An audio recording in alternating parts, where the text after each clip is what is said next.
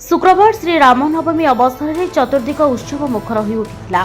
बौद्ध जिलार विभिन्न स्थान श्री रघुनाथ जीव पीठरे व्यापक कार्यक्रम आयोजन कर बौद्ध सहर समेत जिलार विभिन्न प्रभु श्रीराम मंदिर परिसर में श्रीराम जन्म नाटक सहित रामलीला यात्रा आरंभ होता। शुक्रवार श्री रामनवमी अवसर में बौद्ध जिलार बजरंग दल पक्षर एक विशाल शोभायात्रा आयोजन कर स्थानीय बुटुपाली विशाल शोभायात्रा आरंभ हो सारा बौद्ध सहर परिक्रमा करथिला।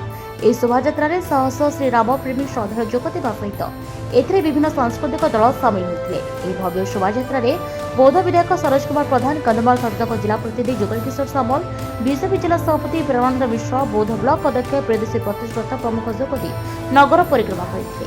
ଏଥିସହିତ ବୌଦ୍ଧ ବିଧାୟକ ବୌଦ୍ଧର ରଘୁନାଥ ମନ୍ଦିର ଓ ଦୁର୍ଗା ମନ୍ଦିର ସମେତ ବିଭିନ୍ନ ସ୍ଥାନରେ ପହଞ୍ଚି ଠାକୁରଙ୍କ ଆଶୀର୍ବାଦ ଭିକ୍ଷା କରିଥିଲେ।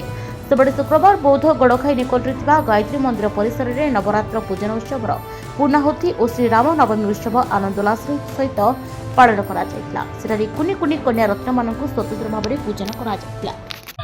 आज आम समस्त गर्व गौरव दिन प्रभु श्रीराम नवमी उत्सव आज सारा भारत केवल बहुत नुहे सारा विश्व में प्रभु जो धार्मिक चेतना सृष्टि राम ना निश्चित भाव में आमर गोटे जो विकसित भारत यहाँ गोटे अंग बोली भावतु बहुत जिले में ओडार विभिन्न जगार आम विश्व आज जो भाव में भव्य दिव्य भाव में पालन कर निश्चित भाव में समस्त गोटे धार्मिक चेतना सृष्टि होती विशेषकर ओडिया भाव में आमको ओडिया हिसाब से गर्व अनुभव कर प्रत्येक वर्ष ओडिया वर्ष बिहार डांगा हजार हजार भक्त को लेकिन जो भाव में बजरंग दल तथा बीजेपी दल तरफ समस्त श्रीराम जगन्नाथ भक्त मैंने जो भाव में आनंद उत्सवित सहित भाव में यही शोभायात्रा आज जाऊँ निश्चित भाव में आम समस्त गर्व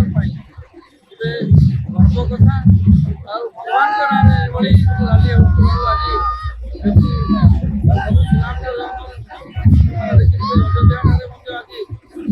लक्ष लक्ष भक्त थे तेणु भावुची आमर गोटे विश्वगुरु होगा गोटे हिंदू राष्ट्र होगा गोटे सहायक हम। Bureau report Niranjan.